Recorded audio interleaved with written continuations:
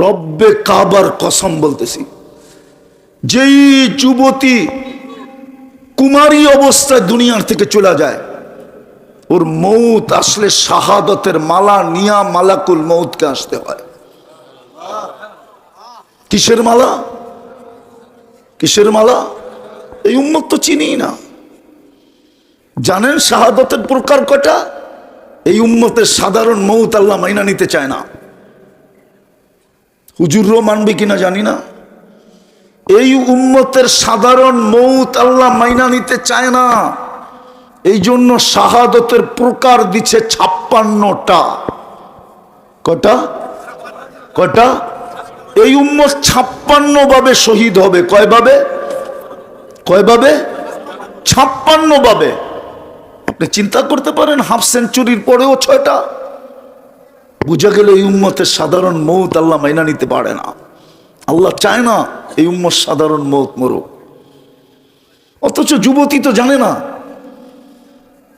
যে ও কুমারী অবস্থায় মারা গেলে ওর ভাগ্যে কি জুটবে। ও তো জানে না। এই যুবক তো সেজদার দাম জানে না, ওর মূল্য জানে না। আল্লাহ তো বলছিল যৌবনের মূল্যায়ন কর, শাবাবুকা ক্বাবলা হারামিকা, চির যৌবন তোকে জান্নাত দিব। আনতা শিব্বু ফালা তাহরামু আবাদা, জান্নাতে চির যৌবন কোনোদিন বৃদ্ধ হবে না। যৌবনের মূল্যায়ন কর, বৃদ্ধ হওয়ার পরে তোকে ফুল বোনাস দিব, ফুল বোনাস। যৌবন অবস্থায় যত আবাদত করতো, বৃদ্ধ হওয়ার কারণে যদি করতে না পারে, ফুল আবাদত ওর আমল নামায় লেখা হইতে থাকবে। কসম খোদার। ও তো জানে না, সেজদার জাম জানে না। যুবক যখন সেজদায় যায় তো আল্লাহ ফেরেশতাকে ডাইকা জিজ্ঞাসা করে, উনজুর ইলা হাদা শাব মাযা ইয়াফাল, তাকায় দেখ তো যুবক করে কি। আল্লাহ জানে। ফেরেশতা প্রতি উত্তরে বলে, জাআলা আজলাহু ওয়া মাজালাহু লিআজলি, সব কিছু গুটায়া গাটায়া আপনার কুদরতি পায়ে রেখা দিছে। আল্লাহ ফেরেশতাকে বলে, ইঙ্গিত করা বলে, ইন্নী উবাহি বিহিল মালাইকা, আমি তোমাদের উপরে এই যুবককে নিয়ে গৌরব করি। হাদা আবদি হাক্কা, এই যুবক আমার পারফেক্ট বান্দা। সুবহান বলে যখন চিৎকার দেয় তা আল্লাহ বলে, সাব্বাহতানি সাব্বাহতুক, যুবক তুই আমাকে পবিত্র বললি, তুইও পবিত্র, তোর গুনাহ মাফ করে দিলাম। আলা বলল আলা, তা আল্লাহ বলে, আলাইতানি, তুই যৌবন আমার কুদরতি পায়ে রাইখা দিয়া বলতেছিস আমি মহান, আর তুই মহান হবি না, এটা হয় না। আমিও সৃষ্টির ভিতরে তোকে মহানত্ব দিলাম। যুবক তো নিজের দামই জানে না, ও সমাজে কি করবে। ও তো 24 ঘন্টা ইন্টারনেট নিয়েই ব্যস্ত, ও সমাজ নিয়ে কি করবে। ও তো এক কাপ চা একটা পরোটা নিয়েই ব্যস্ত, ও তো 200 টাকা নিয়েই ব্যস্ত, ও সমাজ নিয়ে কি করবে। অথচ আল্লাহ রসুল তো বলছিল, নুসিরতু বিশ-শাবাব, আল্লাহ আমাকে সবচেয়ে বেশি সহযোগিতা করছেন যুবকদেরকে দিয়া। পড়েন ইতিহাস, দেখেন। কেননা আল্লাহ রসুল যুবকদেরকে তৈরি করছিলেন, মডেল হিসাবে বানাইছিলেন, মডেল। আমরা তো যুবকদেরকে তৈরি করতে পারি না, ওর ভিতরে তো জান্নাতের শৌকই ঢুকাইতে পারি না। আমার সমাজে তো জান্নাতের আলোচনা হয় না। আপনারা না এত শিক্ষিত মানুষ, কি লেখছেন এখানে? কি কি লেখা আছে উপরে? কি লেখা আছে? বলেন তো এটার ইংরাজি কি? বলেন, বলেন, আপনি বলেন এটার ইংরাজি কি? ইসলামী ইন্টারন্যাশনাল কনফারেন্স। আপনি তো শব্দ দিয়ে স্যাটেলাইট বসায় দিয়েছেন এখানে। এইখানে তো স্যাটেলাইট চলে আসছে, আপনার মনিটরিং চলতেছে। কালীগঞ্জের এই অজয় পাড়াগায় গ্রামের ভিতরে ইসলামী ইন্টারন্যাশনাল কনফারেন্স কেন হইতেছে? আমাদের বিরুদ্ধে কি বলবে? আপনার এখানে স্যাটেলাইট আসছে, বিশ্বাস হয় না আপনার? না, আমার যুক্তি মনে হয় আপনাদের পছন্দ হয় নাই। আপনি তো অন্য একটা শব্দ ব্যবহার করতে পারতেন, শানে রেসালত করতে পারতেন, সিরত কনফারেন্স করতে পারতেন। তাইলে না সিরত বুঝতো, নাই তাইলে না রসুলের শান বুঝতো, শানে সাহাবা করতে পারতেন, তাহলে সাহাবাদেরকে চিনতো। আমার উম্মত সাহাবাদেরকে চিনে না, অথচ যাদের সবচেয়ে বেশি কোরবানি। আপনি বাংলাদেশে মুসলমান কবের থেকে জানেন? এটাও তো জানেন না। জানেন বাংলাদেশের ইসলাম আর মদিনার ইসলাম সমসাময়িক, একই সময়ের ইসলাম। বিশ্বাস হয় না? 4 সাহাবী বাংলাদেশে আসছে, আবু ওয়াক্কাস, ওহাব ইবনে মালিক, কাসেম ইবনে হুযাইফা, উরওয়া ইবনে সাসা। এইখান থেকে 2 জন চিনে গেছেন। আবু ওয়াক্কাসের কবর গুয়াংজুতে, ওহাব ইবনে মালিক রাদিয়াল্লাহু তাআলা আনহুর কবর মঙ্গোলিয়ার বর্ডারে। 2 জনের কবর এই দেশে। কাসেম ইবনে হুযাইফা, উরওয়া ইবনে সাসা। আমি ইতিহাস পড়া বলতেছি, বানায়া বলতেছি না। 2 জনের কবরই বাংলাদেশের ভিতরে। ওই যুগে আসছে যেই যুগে আল্লাহর রসুল হিজরত করেন নাই। সাহাবাদের কোরবানির কারণে আপনি মুসলমান। আপনি চিনেন না, আপনি দুনিয়া ঘোরেন নাই, কোত্থেকে বুঝবেন? আমি অহংকার করে বলতেছি না, আমি 103টা দেশ দেখছি। কোরআনে যত জাগার কথা আছে আমার গনতে হবে কোনোটা বাকি আছে কিনা, দেখতে হবে। মনে হয় নাই। যত নবীর কবর চিহ্নিত আছে মনে হয় একটাও বাকি নেই। আল্লাহ আমাকে দেখাইছে, এই জন্য বলতেছি, অহংকার করে বলতেছি না। বাংলাদেশে এলেম কবে থেকে এটা জানেন?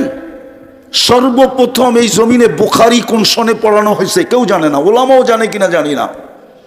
1268 সনে সর্বপ্রথম বাংলার জমিনে বুখারীর দর্শ হয়েছে সোনার গায়ে আবু তৈয়ামা রহমতুল্লাহ আলাইহি, প্রায় 800 বৎসর আগে। সাহাবাদের কোরবানি আছে এই জমিনে। এই জন্যই আমি মাঝে মাঝে বলি এই জমিনের একটা আধ্যাত্মিক শক্তি আছে। 1432 বৎসরের ইতিহাস আমার এখানে ঢুকানো আছে। আমি বয়ান করি না, এই জমিনের একটা আধ্যাত্মিক শক্তি আছে যে বেশি খেলে এই জমিন নিয়ে জমিন ওকে প্রথমে রান আউট করতে চায়। যদি রান আউট না হয় তাহলে জমিন ওকে বোল্ড আউট করতে চায়। যদি বোল্ড আউট না হয় তাহলে ক্যাচ আউট করতে চায়। যদি ক্যাচ আউটও না হয় তো ছক্কা মাইরা বাউন্ডারির বাহিরে করে দিতে চায়। এটাই জমিনের আধ্যাত্মিক শক্তি, আপনি জানেন না? ইসলামের প্রথম কোরবানি এই মাটির নিচে আছে।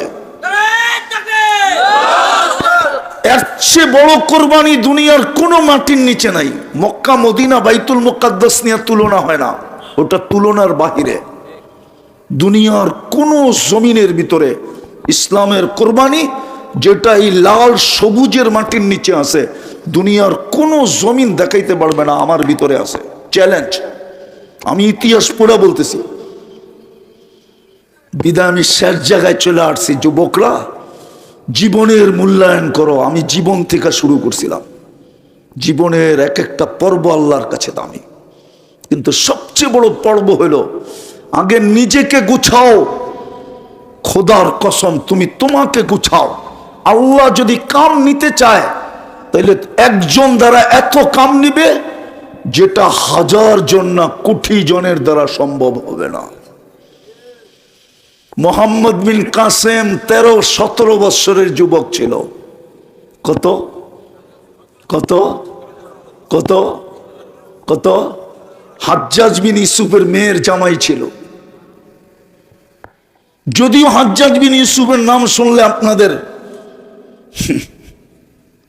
হাজ্জাজ বিন ইউসুফের মেয়ের জামাই 17 বৎসর বয়স, কাজ নিছেন। আরেকটা দেখাবো, দুনিয়াতে একটা আইল্যান্ড আছে কমরু আইল্যান্ড, আমি গিয়ে আসছি ওইখানে। উসমান রাদিয়াল্লাহু তাআলা আনহুর 13-14 বৎসরের ছেলের কবর আছে, মোহাম্মদ ইবনে উসমান ইবনে আফফান। কমরু আইল্যান্ডে ভারত মহাসাগরের পানি বৎসরে একবার উপরে ওঠে আর ওই কবরে আইসা চুমা খায়, চুমা, অনলি একবার। আমি জিজ্ঞেস করছি এরকম কেন হয়, বলতে পারি না। আমি ওই কবরের ভিতরে 2 ঘন্টা ছিলাম। 9টায় গেট খোলে, আমি 7টায় যে দেওয়ালের উপর দিয়ে ঢুকছিলাম। বলবেন আপনি দেওয়াল টপকায় গেলেন কেন? আমি জানতাম আমাকে কিছু বলবে না, কারণ আমি রাষ্ট্রীয় মেহমান ছিলাম। বিদায় আমাকে কিছু বলবে না এটা আমার জানা ছিল। কিন্তু আমার নিজের মন মানতে ছিল না যে আমি 9টা পর্যন্ত অপেক্ষা করি। আমি ভিতরে যা ভাবতেছিলাম যে দেখি এখান থেকে কিছু মিলে কিনা, আধ্যাত্মিক কোনো শক্তি এই সিনায় আসে কিনা। 14 বছরের ছেলে, কমরু আইল্যান্ড দুনিয়ার একটা দেশ যেখানে কুকুর পালাও নিষেধ, কুকুর নিয়ে ইন করাও নিষেধ। আপনি এয়ারপোর্ট পর্যন্ত যেতে পারবেন, কুকুর নিয়ে ইন হইতে পারবেন না, ঢুকতে পারবেন না, কুকুর পালাও নিষেধ। আমি স্পিকারকে জিজ্ঞাসা করছিলাম কুকুর পালা নিষেধ কেন, কুকুর নিয়ে কেন আসা যাবে না? বলছে তুমি কি হাদিস পড়ো না, তোমাকে মুফতি লেখছে কে? আমি বলছি কেন? কুকুর পাললে 1 কিরাত সোয়াব কমে, আমরা গরিব মানুষ খাইতেই পাই না, ডেলি যদি আমাদের 1 কিরাত সোয়াব কমতে থাকে তাহলে কালকে আল্লাহকে চেহারাটা কিনিয়া দেখাবো। শুধু 9 লক্ষ লোক, 4টা ছোট ছোট 4টা দ্বীপ নিয়া দেশ, ওটাকে 4 স্টার বলে, 4টা স্টারের দেশ। কমরু আইল্যান্ড বলে ইংলিশে, আরবিতে বলে জুজুরুল কমর। জন ওসমান রাদিয়াল্লাহু তাআলা আনহুর ছেলের কবর আছে। এক ছেলের কারণে পুরা আইল্যান্ড মুসলমান হয়েছে, 14 বছর ছেলের কারণে।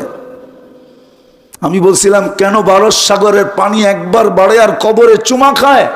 12 সাগর মনে হয় আল্লাহকে বলছিল যে মদিনা মুনাওয়ারায় যে চুমা খাওয়া আমার পক্ষে সম্ভব না। মুহাম্মদ আমার পদদেশে শুয়ে আছে, যার সম্পর্ক মুহাম্মদুর রাসূলুল্লাহর সাথে, উসমান ইবনে আফফান হইয়া মুহাম্মদুর রাসূলুল্লাহর সাথে সম্পর্ক। আমাকে বৎসরে একবার অনুমতি দেন, আমি এই কবরে চুমা খায়া ওই কবরে চুমা খাওয়ার স্বাদ মেটাইতে চাই। যুবক, নিজেকে তৈরি করো। কয়দিন তোমার যৌবন?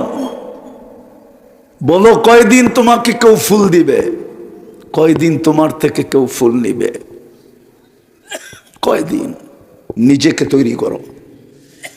দেখবা তোমার একজন দ্বারা আল্লাহ কাজ যদি নিতে চায়, ইতিহাসের পাতায় আছে এক যুবককে দিয়ে আল্লাহ কাজ নিতে চাইলে সারা দুনিয়ার কাজ নিবে, দেশকে দেশের কাজ নিবে। সুলতান মাহমুদ গজনবী কয় বছর বয়সে রাজত্ব পাইছেন? ও যুবক, ইতিহাস পড়া দেখ না। সুলতান মাহমুদ গজনবী কয় বছর বয়সে রাজত্ব পাইছে? 47 বছর পরে তার কবর খোলা হয়েছে। কাফনের কাপড়ে একটা দাগ, মাটির দাগও ছিল না। ফ্রান্সিসি যেই ইঞ্জিনিয়ার তার কবরকে ওপেন করছে, হায় হায় হায়, হাতগুলো এরকম বুকের উপরে বাঁধা ছিল, শরীরটা তুলতুলে নরম ছিল, মনে হয় যে মাত্র ঘুমাইছে। ও মুখের কাপড় সরায় একটা চিৎকার দিয়ে বেহুশ হয়ে গেছে, হুশে আইসা মুসলমান হয়ে গেছে। আমাদের এই ভারতবর্ষের উনি শাসন করছে সুলতান মাহমুদ গজনবী। 16 বার হামলা করে জিততে পারে নাই, 17 বারের সময় জিতছে। ওনার নাম ছিল বুথ সেকেন্ড। ভারতবর্ষের থেকে সব মূর্তিকে উনি সাফ করছেন, সাফ। ইতিহাস উঠায় দেখো কয় বছর বয়সে রাজত্ব পাইছে সুলতান মাহমুদ গজনবী। আরে দেখো না, দেখো না, বাদশাহ আলমগীর কত বছর বয়সে রাজত্ব পাইছে এই ভারত মহাদেশের। মোগলদের যিনি ফতুয়ায় আলমগীরি লেখছেন, কত বছর বয়সে রাজত্ব পাইছে দেখো না। হুজুররা দেখেন না। তারপরে যুবকদেরকে বলেন, তোমাদের পায়ে হাত দিয়া বলি, তৈরি করো নিজেকে, ইসলামের রঙে রঙিন করো, মুহাম্মদুর রাসূলুল্লাহর আদর্শে সাজাও। যুবক, শেষ হাদিস দিয়া শেষ করতেছি। তুমি জমিনে হাঁটবে আর আল্লাহ বলবে লাউলা শাবাবা খুশা। এই যুবক যদি জমিনে না থাকতো, লাজালতু সামা হাদিদা, আমি আকাশকে লোহার বানায়া দিতাম, ওয়াল আরদা সাফসাফা, জমিনকে তামা, ওমা আনজালতু মিনাস সামাই কাতরা, একটা বৃষ্টির ফোঁটা না, ওমা আমবাততু মিনাল আরদি হাব্বা, একটা শস্যের দানা না, বাল আনজালতু আলাইহিমুল আযাবা সাব্বা, একের পর এক আযাব দিয়ে ধ্বংস করে দিতাম। কিন্তু যুবক, তোর জন্য পারি না। এতটুকু দামি হবে তুমি। ইসলামের রঙে নিজেকে রঙিন করো, কাজ আল্লাহ নিবে কাজ। তুমি আর কি কাজ করবে? তুমি করতে চাইলেই বা কতটুকু করবে? আগে নিজেকে তৈরি করো। আল্লাহ যখন কাজ নিতে চাবে একজন দ্বারা কাজ নিবে, একজন। এতটুক কাজ নিবে সারা দুনিয়া তাক লাগা যাবে, তাক। দু চারটা দেখামো। আমাদের থানবী রহমতুল্লাহ 1300 কিতাব লেখছে। ওনার বেশিরভাগ কিতাব ওই কয়েক ভলিউম।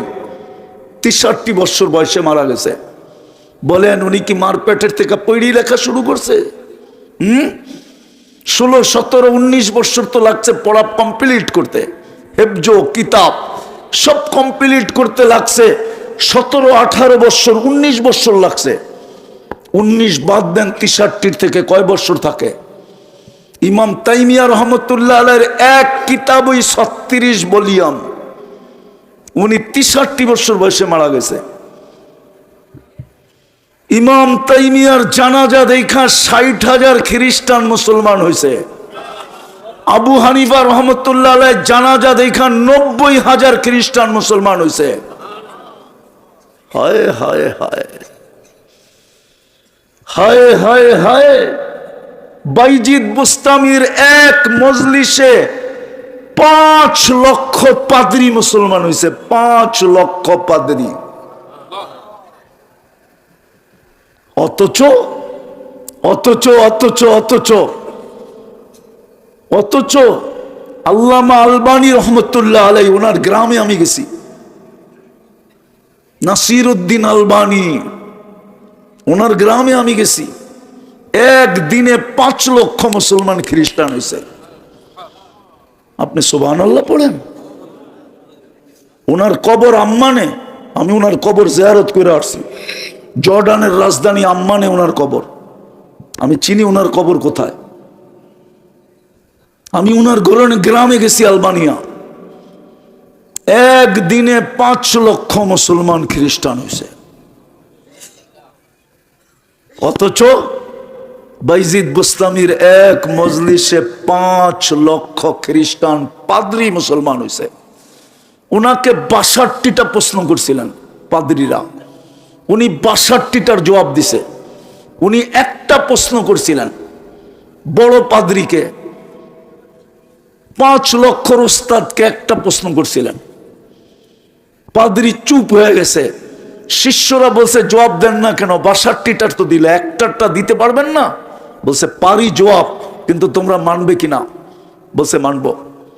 জবাব দিতে দেরি, কলেমা পড়তে দেরি করে নাই। হায় হায় হায়। যুবকদের পায়ে হাত দিয়ে বলি, তোমরা যৌবন 2 জিনিসের মাধ্যমে মাটিতে মিশাইয়া দিতেছ। 2 জিনিস। একটা হলো মাদক, আর একটা হলো ইন্টারনেট। আমার সমাজের সুশীল সমাজ কাজ করে না, আমার শিক্ষিত সমাজ কাজ করে না, আমার ডাক্তার সমাজ কাজ করে না। ওরা ইচ্ছা করলে তোমাদেরকে যুক্তি দিয়ে বুঝাইতে পারে যে ইন্টারনেটের আজে বাজে ব্যবহার তোমাদের যৌবনের উপরে কি এফেক্ট হইতেছে। তোমরা আমার কাছ থেকে শোনো, বিশ্বাস করো আর না করো। তোমরা সারাদিন যা দেখো ইন্টারনেটে, আমি বদদুয়া দিতেছি না, হইতে পারে তোমরা বাসর রাত্রে তোমাদের উইকেট পড়ে যাবে। তোমাদের যৌবন মাটির সাথে মিশা যেতেছে। তোমরা ইন্টারনেটে যা দেখো, যুবতীরা যা দেখে। বাংলাদেশে পরকীয়ার তুফান চলতেছে কেন? বাংলার প্রবাদ বাক্য সত্য হইতেছে। যুবতীরা কুড়িতেই বুড়ি হয়ে যেতেছে। স্বামী পরকীয়া করবে না তো করবে কি? যুবকরা ইন্টারনেটের ব্যবহারে যৌবন মাটির সাথে মিশায়া দিতেছে। ওর স্ত্রী পরকীয়া করবে না তো করবে কি? এই জন্য পরকীয়ার তুফান বাংলাদেশে চলতেছে। হারবালের দোকান প্রত্যেক গলিতে গলিতে বাড়তেছে। ইন্টারনেটে হারবালের কিনা বেচা হায় হায় তুফানের মতো চলতেছে। দুনিয়ার কোনো হারবালে যৌবন নাই। যুবক, আমার চেয়ে বেশি হারবাল তোমরা দেখো নাই। যদি দুনিয়ার হারবালে যৌবন থাকতো তাহলে সবচেয়ে বড় এজেন্সি আমার কাছে থাকতো। আমি আজ থেকে দুনিয়া ঘুরি না। 103টা দেশ একদিনে হয় নাই। আমি অহংকারের সাথে বলতেছি না। আলহামদুলিল্লাহ সুম্মা আলহামদুলিল্লাহ।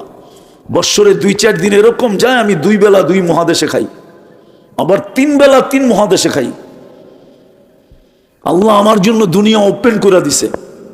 আমি চিনি হারবালে যৌবন নাই, পায়ে হাত দিয়া বলি ফিরো, নিজেকে ইসলামের রঙে রঙিন করো, মুহাম্মদুর রাসূলুল্লাহর আদর্শে আদর্শবান বানাও। আল্লাহ তোমার থেকে কাজ নিবে, কসম খোদার তোমাদের থেকে কাজ নিবে। আল্লাহর রসুলের দোয়া তোমাদের সাথে আছে, নুসিরতু বিশ-শাবাব। আল্লাহ সবচেয়ে বেশি কাজ যুবকদেরকে দিয়া নিছেন, তোমাদের দ্বারাও নিবে।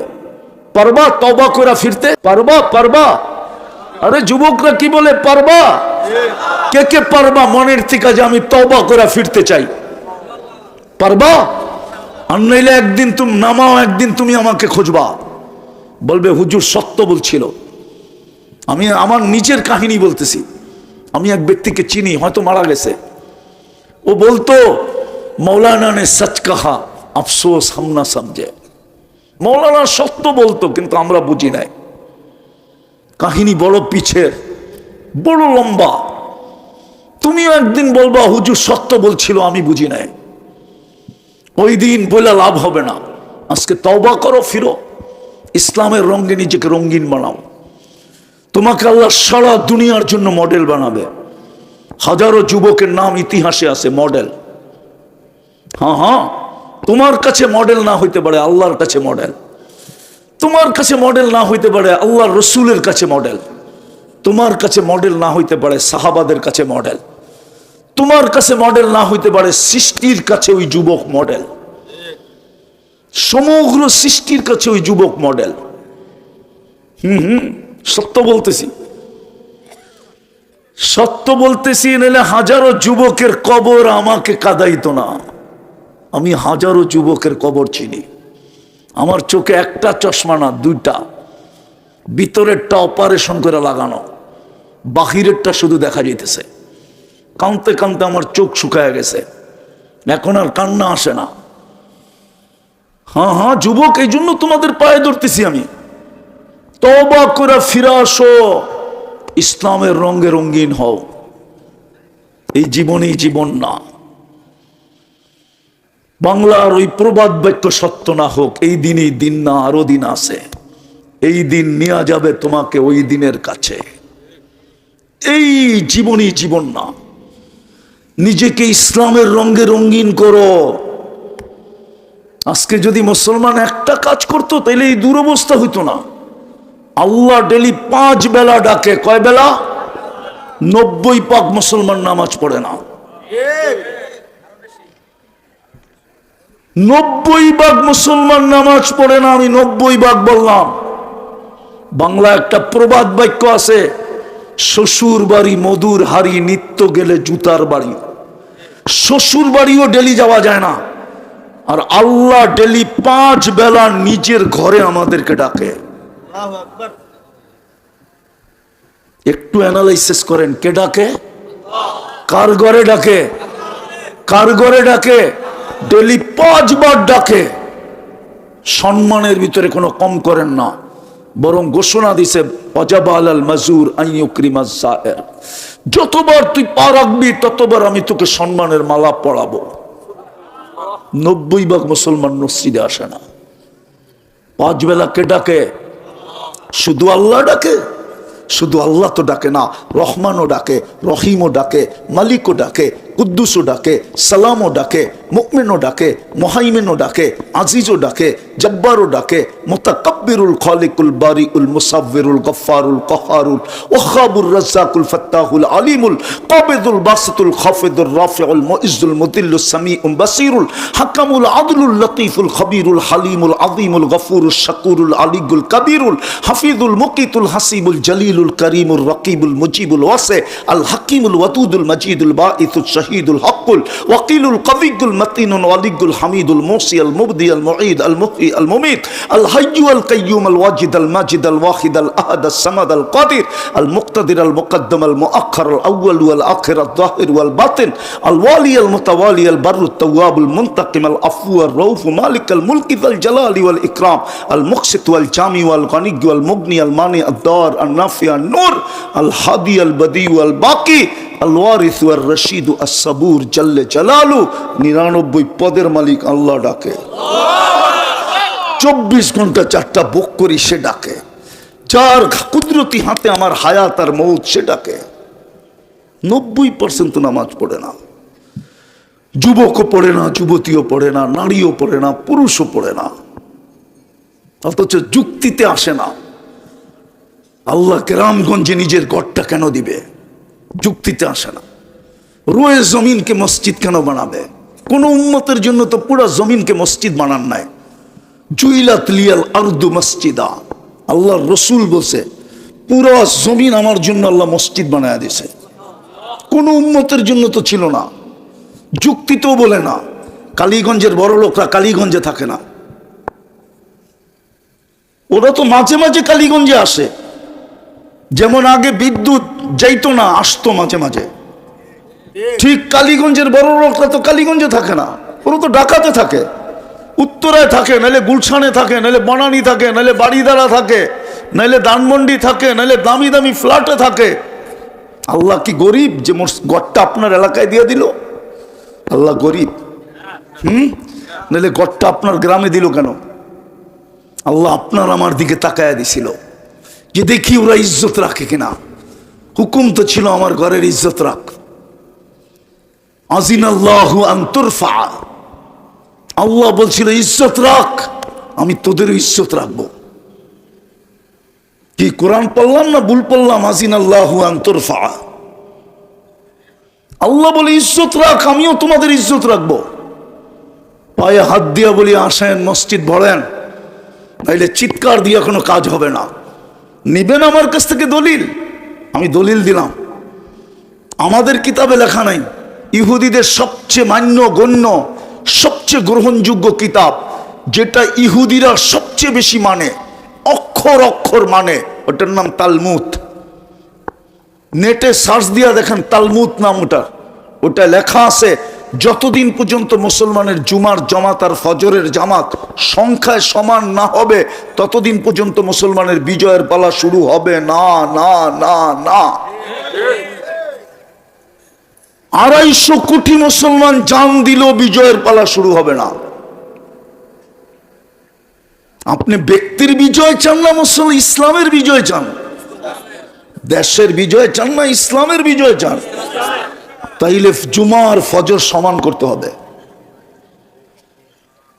আপনি ভাবছেন আল্লাহর ঘর খালি আর আপনি বিজয় ইম্পসিবল আল্লাহ আল্লাহ পায়ে হাত দিয়া বলি অঙ্গীকার করেন নামাজ ছাড়বো না মসজিদ বলেন মসজিদ যেদিন জুমার ফজর সমান হবে আমার মনে আছে রাশিয়া যেদিন ভাঙছে আমার মনে আছে বিরিফকেস গর্বাচবের কাছে ছিল ও ঘুমেরতে উঠা দেখছে রাশিয়া ভেঙে গেছে ও জানেও না যে রাশিয়া ভেঙে গেছে ওই সময় ঘুমের ঘরে ছিল ইতিহাসের পাতা উঠান দেখেন আমার কথা সত্য না মিথ্যা বিরিফকেস ওর কাছে ছিল বিরিফকেস বোঝেন হ্যাঁ অ্যাটমি শক্তি যারা ওদের বিরিফকেসটা প্রেসিডেন্টের কাছে থাকে গর্বাচবের কাছে বিরিফকেস ছিল বিরিফকেস নিয়ে ঘুমায় ছিল সকালে উঠা দেখে রাশিয়া টুকরা টুকরা ও জানেও না রাশিয়া ভাঙছে কিভাবে পত্রিকায় লেখা উঠছে যে একটা কাচের প্লেট ভাঙলে শব্দ হয় রাশিয়া টুকরা টুকরা হয়েছে কোনো শব্দ হয় না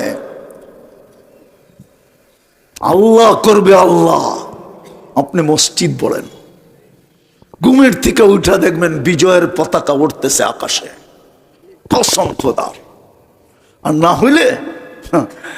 না হইলে আমি আমার কিতাবের রেফারেন্স দিতেছি না আমাকে 89তে প্রশ্ন করছে 89 প্রশ্ন আমি এখনো বলতেছি হ্যাঁ 89 প্রশ্ন তোমাদের ফজরে আর জুমায় মুসল্লি কতটুকু হয়?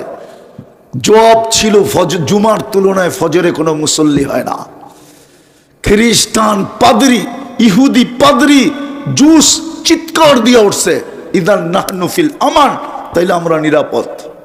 আমাদের কিতাবে লেখা আছে যতদিন পর্যন্ত তোদের সংখ্যা সমান না হবে আমরা নিরাপদে থাকব।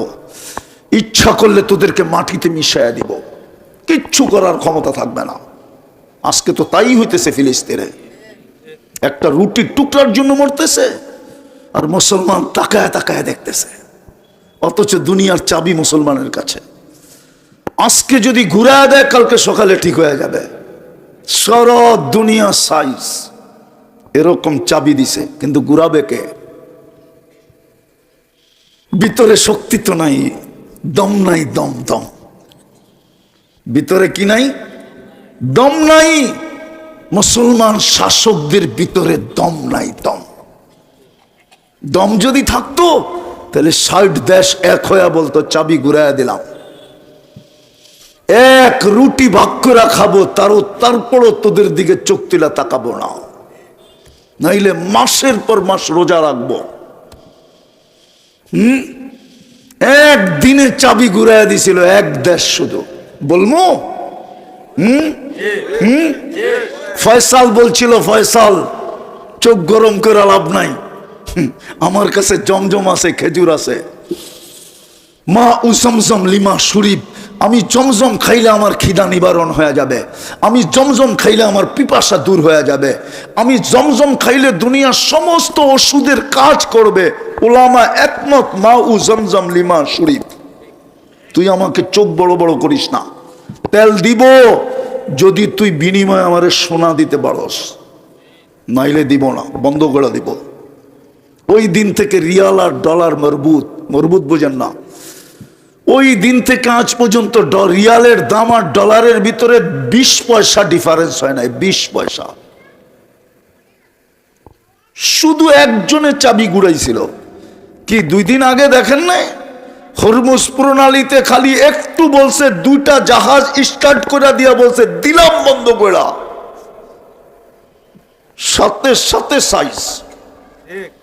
মুসলমানের কাছে চাবি আছে, কিন্তু ভিতরে দম নাই, দম কি নাই? দম নাই আমাদের ভিতরে। আমার কথা মানেন, পড়েন মসজিদ, পারবেন না? ছাড়বেন আরো ছেড়ে দিবেন নামাজ, বলবেন আমি ব্যস্ত, ঠিক না? পড়বেন না ছাড়বেন? মসজিদ বলবেন না আরো খালি করবেন? পাক্কা ওয়াদা? আল্লাহ আমাদেরকে আমল করার তৌফিক দান করেন। ওমা আলাইনা